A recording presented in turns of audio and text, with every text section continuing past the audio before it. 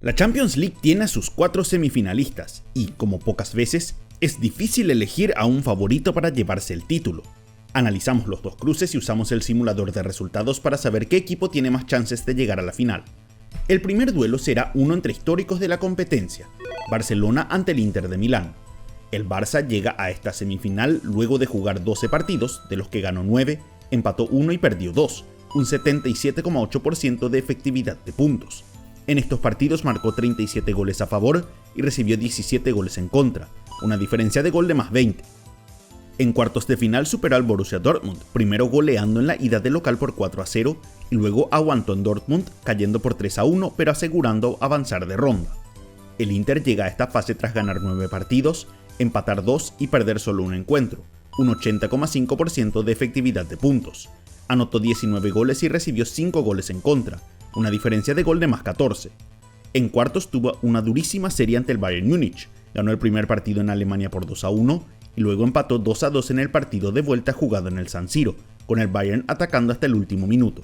Este es un duelo entre grandes campeones. Los culés ganaron 5 veces la Champions, la última hace una década en 2015, mientras que el Inter ha ganado la competencia en 3 ocasiones, la última en el 2010. A pesar de ser 2 equipos que jugaron por décadas, sus antecedentes son recientes. Jugaron 2 veces por la Copa de Ferias, pero no cuentan como antecedentes oficiales de UEFA. Su primer cruce en la Champions fue en el 2003, en la segunda fase de grupos, donde ganó un partido Barcelona y empató el siguiente.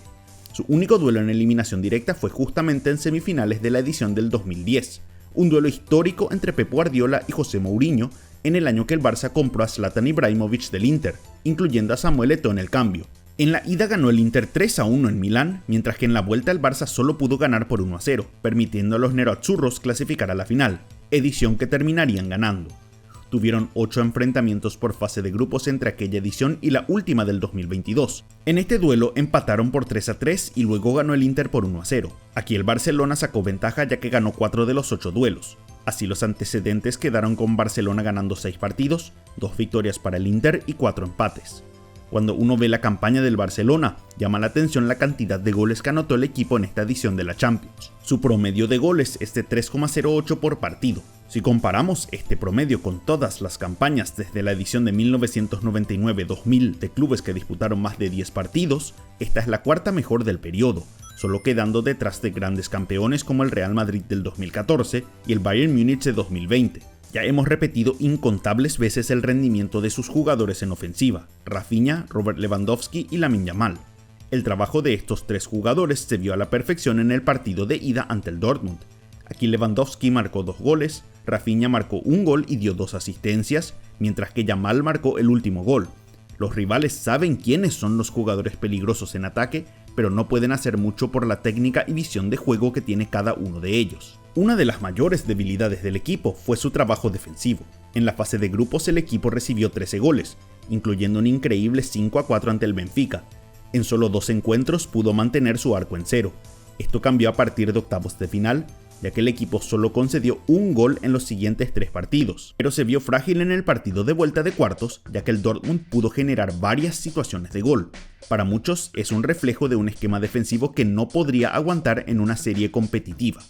La principal arma del equipo en defensa es la trampa del offside. Pocas veces se ha visto a un equipo en el fútbol moderno que tenga una línea defensiva tan agresiva y que siempre busque que los rivales caigan en fuera de juego. Un reflejo de esto es que los rivales han anotado 30 goles que luego fueron anulados por offside, por mucho el mayor número en Europa. Hasta el mes de marzo, la defensa culé había forzado 140 cobros de fuera de juego, 50 más que el siguiente equipo. Es un esquema riesgoso porque un mal cálculo deja a los atacantes en un ataque libre hacia el arco. En algunas situaciones, los equipos también deben aprovechar la facilidad de su fixture. El Barça solo enfrentó a 2 equipos del top 10 del ranking UEFA en esta Champions, Bayern Múnich y Borussia Dortmund, a estos últimos en 3 partidos. A esto hay que sumar que el Dortmund ha tenido la peor temporada de cualquiera de los 10 primeros en el ranking, haciendo que los culés tengan un cruce más accesible que en años anteriores. El Inter llegó a esta fase de la Champions en gran parte por el trabajo de Lautaro Martínez. El Toro ha marcado 8 de los 19 goles del equipo en esta Champions, el 42,1% del total, por mucho el mayor porcentaje de cualquier jugador en las semifinales. Ningún otro futbolista se acerca siquiera a 10 puntos porcentuales de este total. Lo más relevante para Lautaro es que sus goles llegaron en instancias donde más necesitaba el club. Martínez lleva 5 partidos consecutivos marcando goles, la racha más larga de un jugador del Inter en la historia de la Champions. En la serie ante el Bayern, sus participaciones fueron claves, en especial por los momentos. En el partido de ida en Múnich, apareció para convertir el primer gol de la serie, con una definición lujosa de tremenda calidad tras un taco de Marcus Thuram. En el partido de vuelta, el Bayern había empatado la serie, pero 5 minutos después del gol de Harry Kane, apareció Lautaro en un córner, definiendo de primera tras un rebote en plena área. Nunca dudó y metió el disparo que encaminaba al equipo a la clasificación. Su festejo con la gente dio una imagen icónica, confirmando por qué es capitán e ídolo del club. Su producción es fundamental ya que el Inter es, por mucho, el equipo en semifinales que menos goles convirtió. Mientras que el Barcelona sumó 37 goles, el Inter apenas llega a 19, casi la mitad del total del equipo culé, cuando los otros dos clubes superan también los 30 goles. Los nerazzurros están últimos en casi todas las categorías ofensivas, siendo el equipo de menor promedio de remates por partido, remates acertados al arco y toques en el área rival. En esta serie ante el Bayern, los dirigidos por Simone Inzaghi demostraron que pueden crear jugadas de gol, tanto en contraataques como en las pelotas paradas, defendiendo los partidos con mucha autoridad. El trabajo defensivo ha sido la clave del Inter en esta Champions. En la fase de grupos pudo mantener el arco en cero tanto ante el Manchester City como ante el Arsenal, aunque esta capacidad se vio un poco disminuida tras los 3 goles que recibió ante el Bayern en cuartos. La mayor capacidad que tiene el Inter es de esperar en bloque a sus rivales con paciencia. Mientras que los 3 equipos en semis son de mucha posesión y presionar a los rivales, el Inter juega a otro estilo.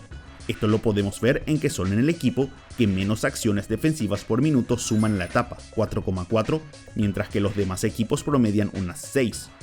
Considerando que el Barcelona es un equipo que busca ir para adelante y deja muchos espacios en defensa, un esquema sólido atrás podría ser la clave para iniciar contraataques letales.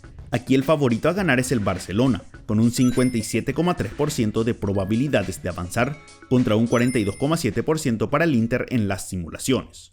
La segunda serie enfrentará al Arsenal y al Paris Saint-Germain. El PSG disputó 14 partidos en esta edición de la Champions, de los cuales ganó 9, empató 1 y perdió 4, un 66,6% de efectividad. En estos partidos anotó 30 goles y recibió 14 goles en contra, una diferencia de gol de más 16.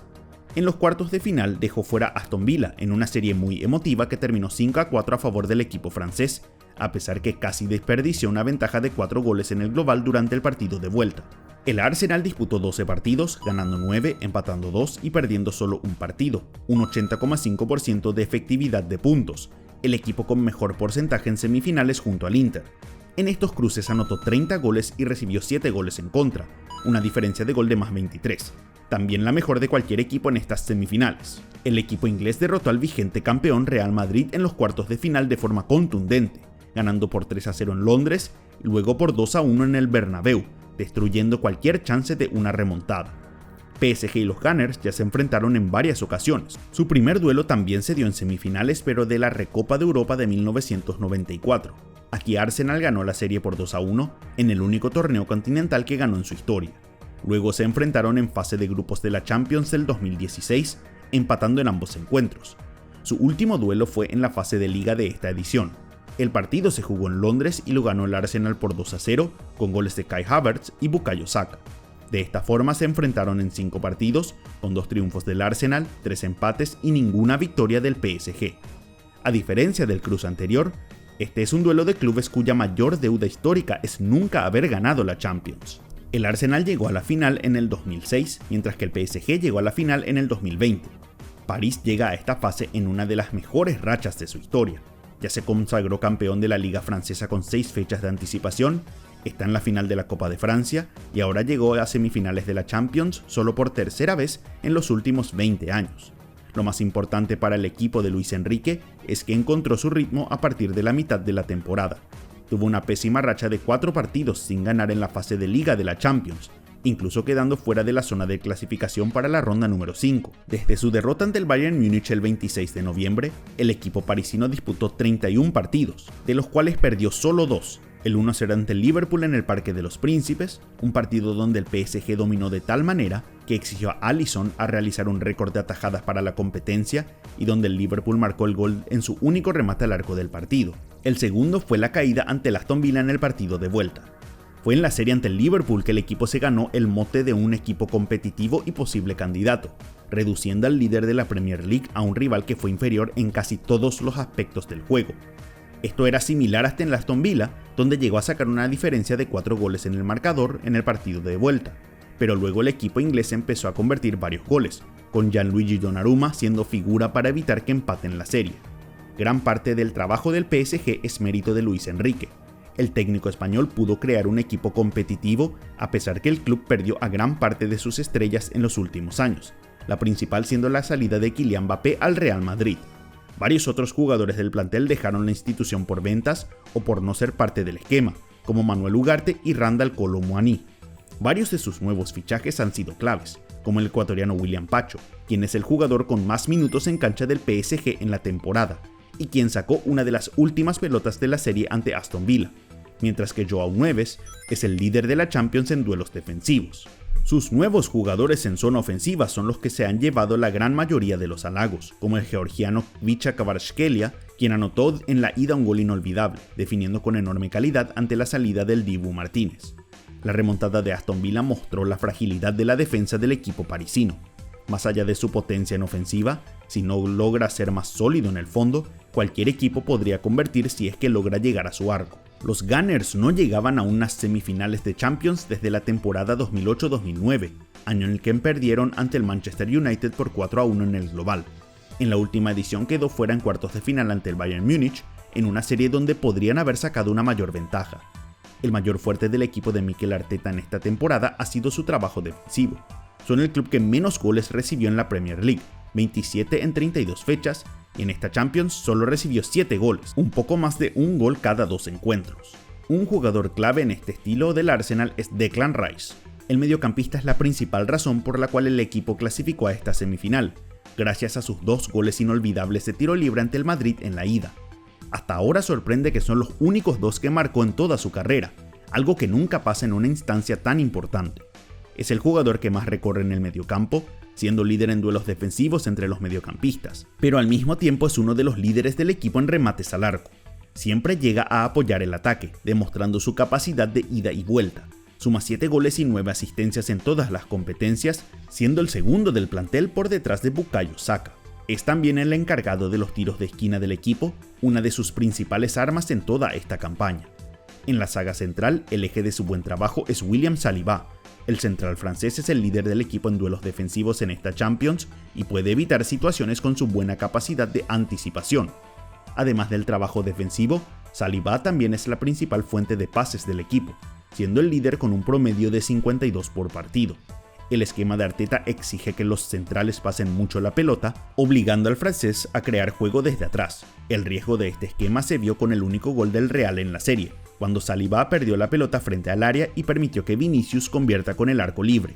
El trabajo de Saliba será incluso más importante tras la baja de Gabriel Magalhães, quien quedó fuera por el resto de la temporada por un desgarro muscular. Gabriel era el líder en duelos aéreos e intercepciones, por lo que el peso de reemplazarlo cae en el hombro del defensor francés y de su reemplazante, el polaco Jakub Kiwior. La recuperación de Saka también es fundamental para tener chances, en especial tras las lesiones de Kai Havertz y Gabriel Jesús. Saka es el líder del equipo en regates por partido, promediando más de 7 por encuentro y es ahora su goleador. En el partido de vuelta ante el Madrid comenzó de una forma desastrosa por un penal que tapó Courtois, pero pudo marcar el 1-0 para ponerle punto final a la serie. Esta serie es muy pareja por el rendimiento histórico del PSG, pero el peso de ser un club inglés ayuda al Arsenal en las simulaciones. Los Gunners suman un 51,1% de chances de clasificar a la final contra un 48,9% para el PSG. Para ustedes, ¿qué clubes clasificarán a la final de la Champions? Para conocer más sobre otra competencia, hagan clic en el video del ranking del Mundial de Clubes.